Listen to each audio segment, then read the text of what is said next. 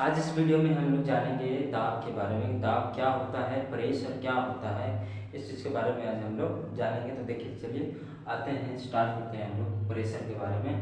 Pressure क्या होता है? Force exerted on unit area is called pressure. और हिंदी में अगर बात की जाए प्रेशर की, तो किसी एकांक क्षेत्रफल पर लगने वाला बल दाब कहलाता है। समझे? जो प्रेशर है उसे क्या कहते हैं, प्रेशर किसे कहते हैं? तो प्रेशर एक प्रकार का बल ही होता है। क्या होता है? बल होता है। बल वो भी कहाँ पे? एक एकांक क्षेत्रफल पे, एक क्या उसको बोलते हैं कि यूनिट एरिया पे जो बल लगेगा, है ना। या यूनिट मतलब समझ लीजिए कि एक निश्चित एरिया दिया हुआ है, उस पर जो हम बल लगा रहे हैं वही बल को क्या कहेंगे? प्रेशर कहेंगे। मतलब कि इतना सा एक एरिया है और इस पे एक बल लगा रहे हैं इस तरह से, तो ये क्या हो गया? प्रेशर कहलाएगा। और ये बल लगेगा कैसे? परपेंडिकुलर टू द एरिया, है ना। एरिया के लंबवत या परपेंडिकुलर बल लगने वाला बल को क्या कहते हैं? दाब कहते हैं। किसी भी एरिया है उसके ऊपर लगने वाला परपेंडिकुलर मतलब 90 डिग्री, है ना, उस एरिया के 90 डिग्री पे लगने वाला जो बल होगा उसी को क्या कहते हैं? दाब कहते हैं। ठीक। तो दाब को डिनोट किस चीज से किया जाता है? पी से। फिजिक्स में प्रेशर को डिनोट किया जाता है पी से, और इसका एसआई यूनिट होता है पास्कल। पी का एसआई यूनिट क्या होता है? पास्कल। पास्कल नाम के एक साइंटिस्ट थे जिन्होंने इनके बारे में बताया था, और उन्हीं के नाम पे प्रेशर का एसआई यूनिट रखा गया है पास्कल। ठीक है। अगर हम अब बात यहाँ पे देखें कि प्रेशर का फॉर्मूला क्या होगा, तो प्रेशर का फॉर्मूला हम इस डिफिनेशन के अनुसार से दे सकते हैं। डिफिनेशन क्या कह रहा है कि किसी एकांक क्षेत्रफल पे लगने वाला बल क्या कहलाता है? फोर्स। फोर्स लग कहाँ रहा है? बल के ऊपर, है ना, एरिया के ऊपर, क्षेत्रफल के ऊपर बल लग रहा है। तो क्षेत्रफल के ऊपर लगने वाला बल को क्या कहेंगे? प्रेशर। मतलब कि force upon area. Force upon area. Force कहाँ लग रहा है? एरिया पर। तो फोर्स अपॉन एरिया, तो P equal to force upon area. इसको क्या पढ़ते हैं? Force upon area. ये हो गया फॉर्मूला। सिंपल सी बात, सिंपल फॉर्मूला क्या कह रहा है? Definition, force upon unit area is equalled pressure. Unit force applied या एक्सर्टेड अपॉन यूनिट एरिया, मतलब कि एकांक बल किसी एकांक क्षेत्रफल पे लगता है उसे हम दाब कहते हैं। तो P is equal T force एक ऊपर तो एरिया के ऊपर। देखिए एरिया के ऊपर फोर्स है, ऐसे भी है फॉर्मूला में, एरिया नीचे है उसके ऊपर फोर्स है। तो जब भी लिखने का है ना, भुला हुआ है तो लिख दें डायरेक्ट, प्रेशर कहाँ लगता है? एरिया के ऊपर। तो एरिया नीचे, फोर्स ऊपर है, तो हो गया pressure equal to force by area. ठीक है। अब इसकी बात की जाती है एसआई यूनिट की। तो एसआई यूनिट क्या होता है? फोर्स का प्रेशर का, तो हम बता दिए पहले ही पास्कल, है ना। अगर इस फॉर्मूला से अगर हम देखें तो पास्कल के अलावा और भी यूनिट हम बता सकते हैं प्रेशर का, है ना। जैसे यहाँ पे फॉर्मूला देख रहे हैं, P equal to force by area है कि नहीं। तो अगर हम यहाँ पे ध्यान से देखें तो फोर्स का एसआई यूनिट क्या होता है? न्यूटन। और एरिया का एसआई यूनिट क्या होता है? Metre square. ठीक है। तो इस फॉर्मूला के अनुसार P equal to F by A, F की जगह न्यूटन रख देंगे, एरिया की जगह पे मीटर स्क्वायर रख देंगे, इन दोनों का एसआई यूनिट रख देंगे। तो यहाँ पे एक और यूनिट हमको आ जाएगा, newton metre square. Newton by metre square हो गया ना। या इसको हम ऐसे पढ़ते हैं, न्यूटन पर मीटर स्क्वायर भी पढ़ते हैं। ठीक है। और एक पास्कल बराबर कितना होता है? 1 न्यूटन पर मीटर स्क्वायर होता है। एक पास्कल जो यूनिट है एसआई यूनिट, उसके बराबर 1 न्यूटन पर मीटर स्क्वायर होता है। ये हमारा अनदर एसआई यूनिट है। एसआई यूनिट तो पास्कल ही है, पर अदर यूनिट है 1 न्यूटन पर मीटर स्क्वायर। ठीक है। तो ये था हमारा प्रेशर, और प्रेशर का एसआई यूनिट और अदर यूनिट। ठीक है। अब हम लोग चलते हैं कि प्रेशर जो है उसके कारक क्या क्या है, मतलब वो किस किस चीज़ पे निर्भर करता है ना। किसको बदलने से प्रेशर में बदलाव आएगा, किस चीज़ों को बदलने से प्रेशर में बदलाव आएगा, इस चीज़ को हम लोग देखते हैं। अगर आप चाहते हैं इसका लेना तो आप ले सकते हैं स्क्रीनशॉट।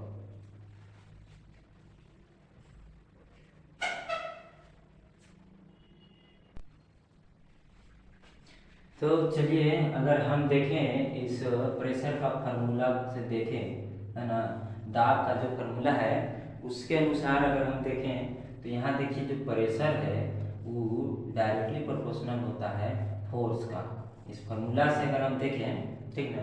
तो P जो है वो डायरेक्टली प्रोपोर्शनल होता है F का। डायरेक्टली प्रोपोर्शनल का मतलब एक बढ़ेगा तो दूसरे को क्या हो जाएगा, बढ़ जाएगा। डायरेक्टली प्रोपोर्शनल का मतलब यही होता है कि एक में चेंज हो रहा है तो उसमें भी उतना ही चेंज होगा, जितना एक में चेंज हो रहा है उतना ही उसमें ही चेंज होगा, जो जिसके डायरेक्टली प्रोपोर्शनल होगा, ठीक है ना। उन दोनों में से अगर किसी एक को बढ़ाया जाए तो दूसरे को क्या हो जाएगा, बढ़ जाएगा। डायरेक्टली प्रोपोर्शनल मतलब ये होता है। तो P है जो डायरेक्टली प्रोपोर्शनल होता है फोर्स का, मतलब फोर्स अगर बढ़ाया जाए तो प्रेशर भी कम बढ़ेगा, फोर्स अगर घटाया जाए तो प्रेशर भी क्या हो जाएगा, घटेगा।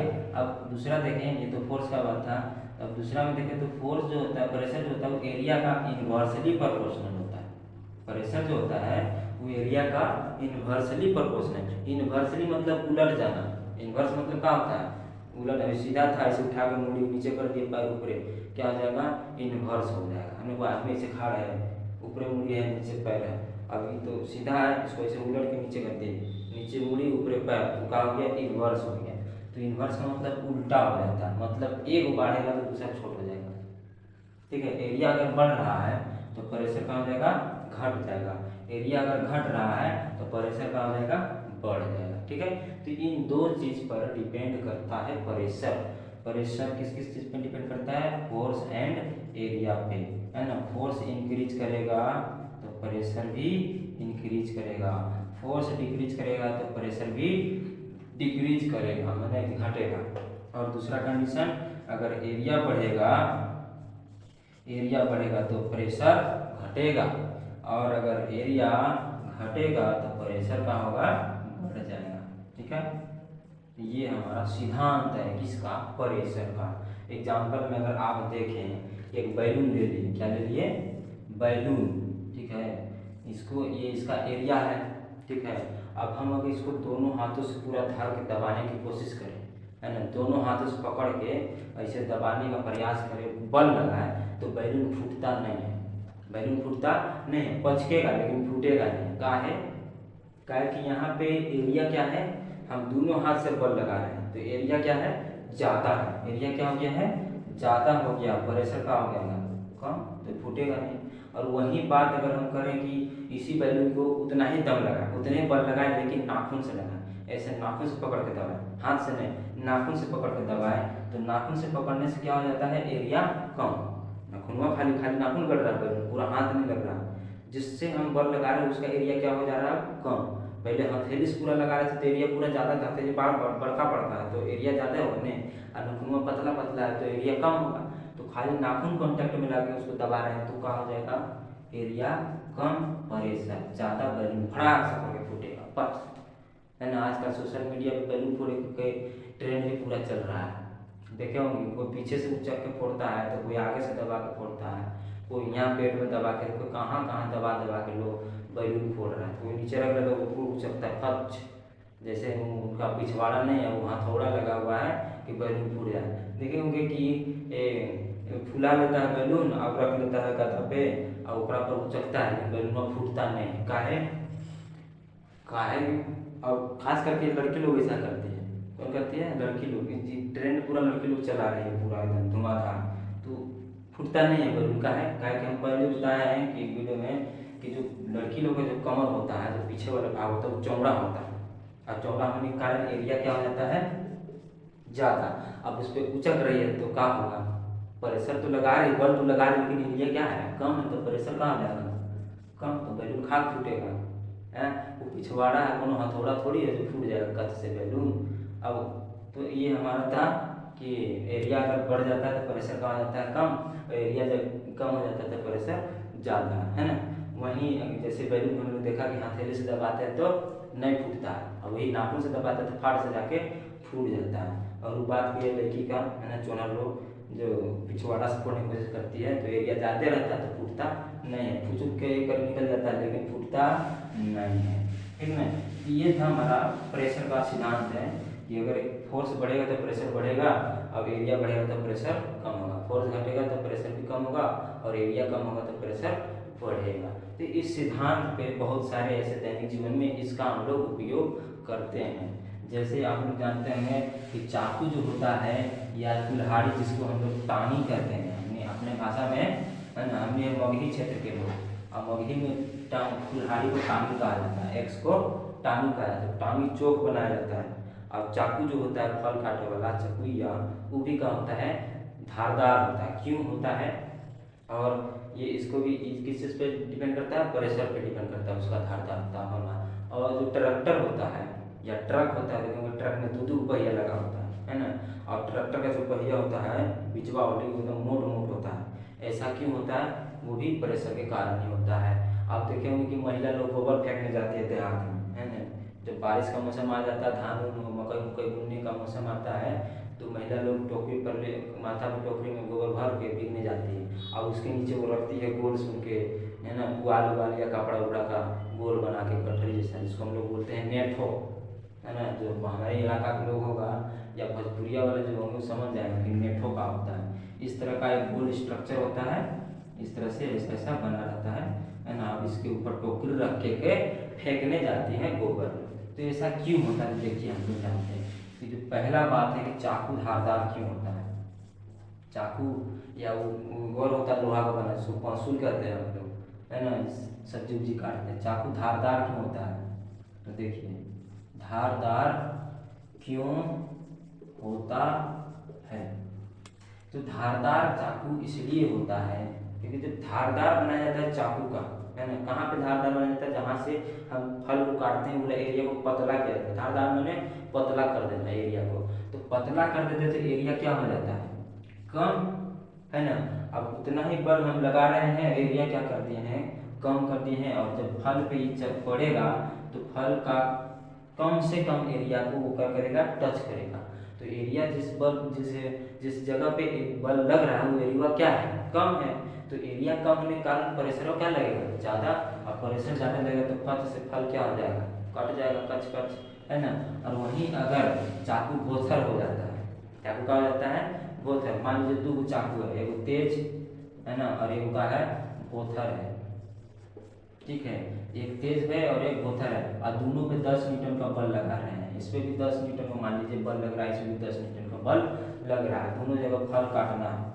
तो इसमें क्या होता है, फोर्स तो दोनों जगह बराबर है 10 न्यूटन, पर एरिया यहाँ तेज का मतलब है कि उसका जो काटे वाला पोर्शन है पतला है, पतला होने के कारण एरिया क्या है, कम है। और यहाँ पे एरिया बोथर, मतलब बोथर कब हो जाता है, जब उसका काटने वाला एरिया क्या हो जाता है, मोट हो जाता है, तो एरिया क्या हो जाता है, ज़्यादा। प्रेशर दोनों जगह सेम है, फोर्स दोनों जगह का है सेम है, तो एरिया जो प्रेशर है वो क्या हो जाएगा, किस पे डिपेंड करेगा, फोर्स पे तो डिपेंड नहीं करेगा, क्योंकि फोर्स दोनों जगह सेम है। जो फल कटेगा कौन जल्दी कटेगा, किस पे डिपेंड करेगा, बोथर और तेज होने, मतलब कि एरिया पे। फोर्स दोनों जगह बराबर है, तो जहाँ एरिया कम होगा प्रेशर ज़्यादा होगा, जहाँ एरिया ज़्यादा होगा प्रेशर कम होगा। यहाँ फट से कट जाएगा, अब यहाँ रगड़ना पड़ेगा इस तरीके से, तब जाके ही कटेगा। मतलब यहाँ पे हमको बल को बढ़ा देना पड़ेगा, तब जाके ही कटेगा, नहीं तो सेम बल करेंगे तो इसको आसानी से काट लेंगे और ये नहीं कटेगा, क्योंकि यहाँ एरिया क्या हो गया है, ज़्यादा। तो इसको काटने के लिए फिर हमको बल बढ़ाना पड़ेगा, 10 न्यूटन से काम नहीं चलेगा। अब बात करते हैं कि जो ट्रैक्टर का जो पहिया होता है वो मोटा मोटा काहे होता है। तो हम जानते हैं कि ट्रैक्टर का जो काम होता है वजन होना, है ना, एक बार बहुत ज़्यादा वजन होता है, और वजन के कारण वो क्या करता है, जब रोड पे चलता है तो वजन के कारण रोड पे ये बल लगाता है, और उस बल के कारण रोड पे प्रेशर जनरेट हो जाता है, और उस प्रेशर के कारण रोड क्या हो सकता है, खराब, है ना। मान लीजिए 2 ट्रैक्टर है, ठीक है, 2 ट्रैक्टर है इस तरह का, और दोनों में सामान लदा हुआ है कितना का, हाँ 100 टन का सामान लदा हुआ है ना, 100 टन का सामान लदा हुआ दोनों में फोर्स क्या रहेगा, बराबर रहेगा, क्योंकि सामान क्या है, इसका वजन है, तो वजन के कारण जो बल रहेगा दोनों में सेम रहेगा। लेकिन एक ट्रैक्टर का पहिया पतला है और दूसरा का मोटा है ना, दूसरा का पहिया क्या है, मोटा, ठीक। तो ये रोड पे क्या करेगा, रोड का एरिया ये पहिया क्या करेगा, कवर करेगा, कॉन्टेक्ट करेगा। तो जितना ये रोड का कवर करेगा एरिया, वो क्या कहेगा, कम, यहाँ रहेगा एरिया कम, है ना, एरिया यहाँ का रहेगा, कम रहेगा, कम क्षेत्रफल रोड का घेरेगा। मतलब कि जो टोटल फोर्स लग रहा है वो टोटल कहाँ जा रहा है, इसी एरिया पे, जितना एरिया वो रोड का घेर रहा है उसी एरिया पे टोटल का टोटल फोर्स इसका लगेगा। और यहाँ पे ज़्यादा एरिया कवर कर रहा है, मतलब कि एरिया यहाँ क्या है, ज़्यादा है, क्या है, ज़्यादा है और फोर्स दोनों जगह सेम है। और यहाँ एरिया कम है तो फोर्स तो सेम है दोनों जगह, लेकिन यहाँ पे प्रेशर क्या हो जाएगा, एरिया कम होने के कारण ज़्यादा, और यहाँ एरिया ज़्यादा है तो प्रेशर क्या हो जाएगा, कम। ठीक, क्योंकि टोटल प्रेशर किस पे डिपेंड कर रहा है, एरिया पे। फोर्स को तो हम घटा नहीं सकते क्योंकि हमको सामान लेके जाना जरूरी है भाई, सामान नहीं लेंगे तो हमारा काम नहीं बनेगा, तो भाई सामान तो हमको लेके जाना ही पड़ेगा।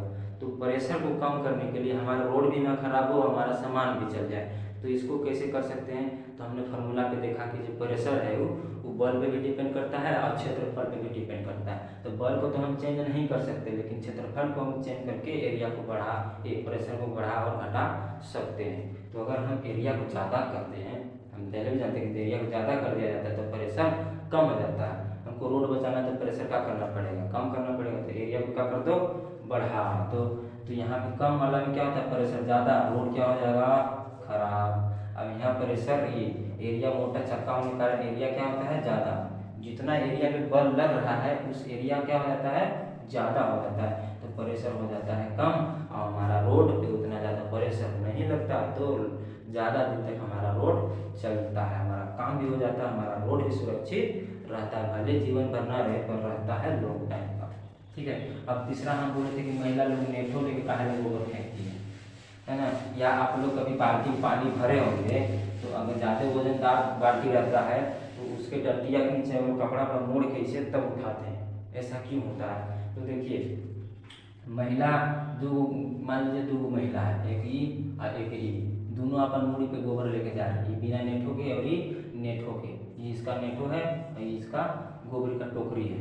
ठीक है, ये बिना नेठो के, तो ये जो टोकरी का जो कम एरिया है वो उसका माथा का कम एरिया में एडजस्ट हो जा रहा है, लेकिन यहाँ जो इसका माथा का ज़्यादा एरिया कवर कर रहा है नेठो लगाने के कारण, नेठो लगाने के कारण इसका माथा का एरिया क्या हो रहा है, बढ़ जाए, जो माथा के एरिया वो कवर कर रहा है वो क्या हो जा रहा है, बढ़ जा रहा है, और यहाँ इतने से एरिया उसके माथा से कॉन्टेक्ट में आ रहा है, परंतु बल दोनों में सेम है, फोर्स दोनों में क्या है, सेम है। तो यहाँ पे डिपेंड किस पे करेगा, प्रेशर एरिया पे, एरिया यहाँ कम है, एरिया यहाँ ज़्यादा है, यहाँ प्रेशर कम रहेगा, औरत मस्त एकदम बतियाते डांस करते गोबर फेंक के आ जाएगी, लेकिन यहाँ प्रेशर ज़्यादा हो गया, एरिया कम होने के कारण पसीना छूट जाएगा मेहरारू को गोबर फेंकने में, आएगी मैया आएगी लंबा करत जाएगी, तब गोबर फेंकेगी, ये मस्ती से हिलते डुलते एकदम फेंक के आएगी, हम 2-4 बार और फेंकते हैं, कोई दिक्कत नहीं है, एक ही बार में पसीना इकट्ठा हो जाएगा।